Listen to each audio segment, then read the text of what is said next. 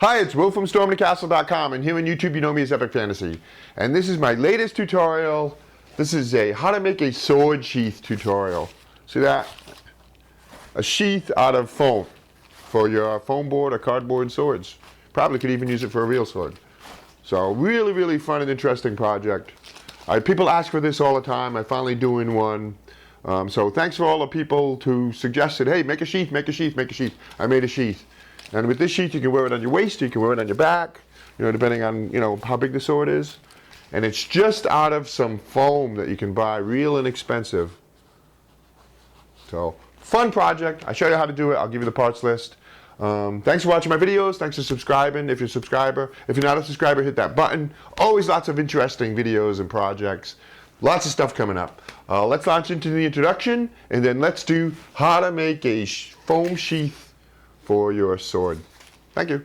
Dioramas, origami, catapults, and trebuchets, telescopes, terrariums, bonsai trees, and paper games, swords and shields, and real blacksmithing, model rockets, animation. I teach the art of real creation. StormTheCastle.com. Let's make something. Let's take a look at what you need to make this project. Some foam sheets, that's the blue, some cereal box cardboard, a hot glue gun, scissors, paintbrush paint, tape, wire, and some eyelets. And the eyelets are optional. I will show you what to do without the eyelets, and of course a hammer. So let's get making this project. Take your cereal box cardboard or cracker box cardboard and, shape it around your sword like this. And start to trim it down to size. And don't worry that it's not large enough for the sword. I'll show you what to do about that. So you start trimming it down and take your time with this. You can trim it a little bit, try it, trim it a little more. Make sure you have a little bit of extra room in there so the sword isn't too tight. And then you fold it over.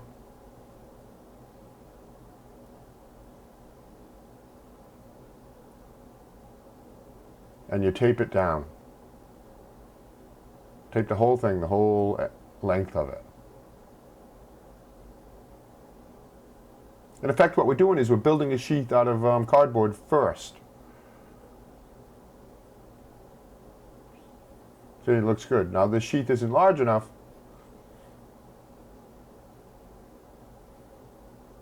so you just add more cardboard onto it. Directly down the point, there's a little bit of trickiness there. You measure it, you mark it with a pen, then you trim it, then you fold it over and tape it in place and tape it to the other piece of cardboard, until you have a complete sheath.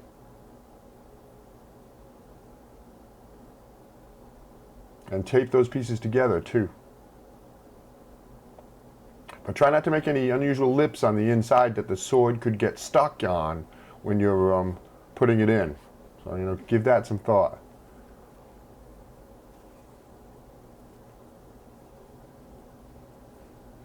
Very nice. Cardboard sheath. Now let's make it look good. We're using foam sheets, a multicolor. They come in lots of colors. You can choose any color you want, but black is really good for something like this. And they're really very inexpensive. Important when you're using foam sheets, you have your heat gun on low if possible, because it's very easy for the hot glue to melt the foam. So you start out like this on the edge of the sheath, and you place it down and you press it. You want a nice, sharp, crisp fit. Press it, let it dry. Move it on the table like that, so it doesn't stick to the table, any excess glue. Once you got that dry, you can go ahead and start to fold it around. And the same thing applies here with the foam. You don't have to do the whole scabbard at once if your foam isn't big enough. I'll just show you how to add more pieces. But it looks good. So then it's kind of like a rolling process. You want it nice and smooth all the way around the sheath. So you apply some glue to one side, and then you glue that down, and you make your way all the way around the sheath like this, and take your time with it. Nice and easy. Press it down. It's nice and smooth. Piece of cake.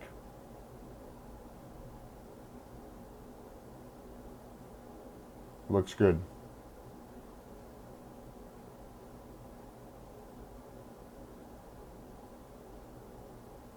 You finish it off. Now this is the final edge there that's pressing against the table with a line of glue on it. So you let that dry, and then you trim it.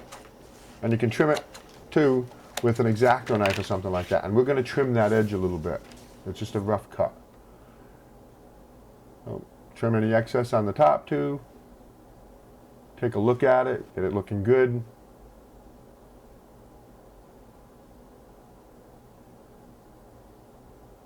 And then just as we did with the cardboard, we do the same thing with foam. You add more pieces and you glue them down using your rolling motion. You start on the edge like this where the side of the sheath is.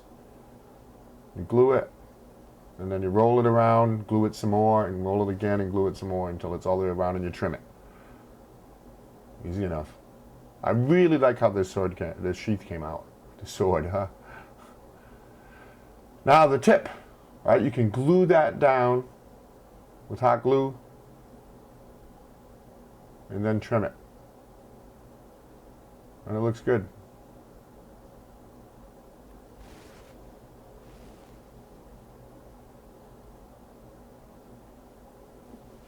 Now let's get to some of the ornamental work. Going to cut yourself some strips of foam, and this is how many you make is up to you.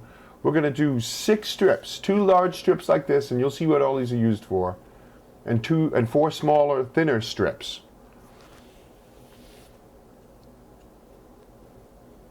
And you know, the size of them is pretty lenient. You can make them any size you want. But one strip will go up here at the top. So you measure that and cut that.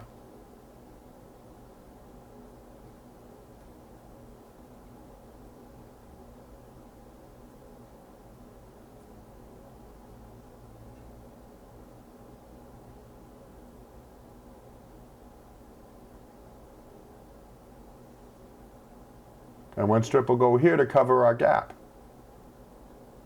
Measure that and cut that. See, and it changes it. Then all of a sudden there is no gap. And you can, wonderful thing about this foam is you can press on it with a pen and do a nice design, like a Celtic pattern or something like this, or whatever you want. Put your name on it.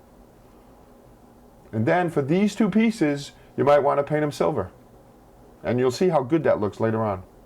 So now let's do the mechanism that allows you to hang the sheath on your belt.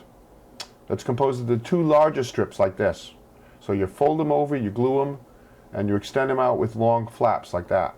And then trim the flaps, but the flap closest to the top is shorter, so the sword hangs correctly.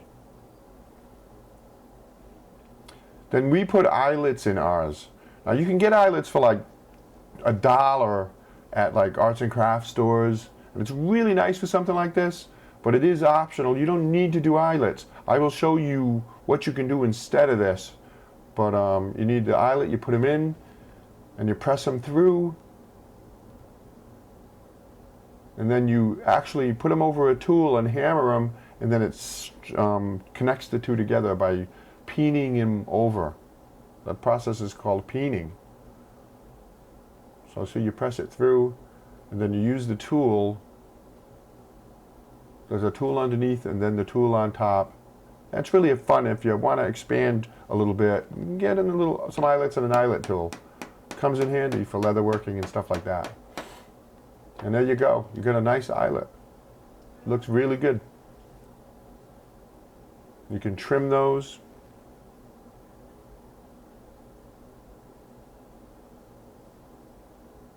And then do the same thing in your straps, like this. You fold those over, and you glue them. And you'll see how these straps actually connect to those eyelets we just put in on the sword.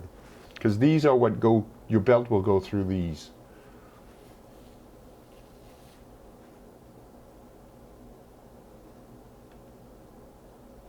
And you put eyelets in them. Now you need a way to connect the straps to the sword, to the sheath. Oh, here, let me show you first. If you can't do eyelets, do this. Wrap some duct tape and then cut a hole. That's for the strength, because the foam will tear with use. This makes it stronger. So now let's finish off the sheath. Right, and look how nice that looks with painted silverish or grayish. Right? The one on the top we can put on now. And the one that covers the gap, we can put that one on.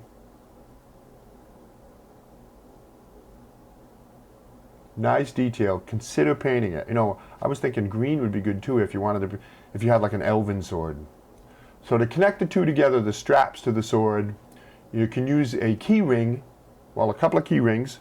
If you don't have a couple of key rings, you can make one yourself with wire like this. You do 2 wraps and then you cut it. And that's just plain old arts and crafts wire.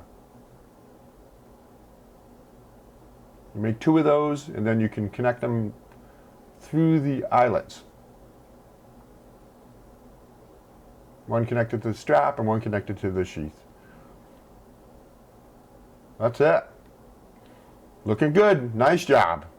You have made a sword sheath. See how quick and easy that was? 10 minutes. So now you can put those straps through your belt and you can wear it either around your waist or over your shoulder. Like if it was a big sword, you put it over your shoulder so the sword hangs on your back. Thanks for watching. If you make one of these, send me a picture. I will put it on my website. And I have lots and lots of stuff there, stormthecastle.com. Come on over and check it out for all kinds of projects and all kinds of subjects. Here's a couple more videos you might be interested in looking at. At the top is the iron sword. That's the sword we use in this tutorial. I'll show you how to make that from Skyrim. Down below, how about making a real dagger? Thank you.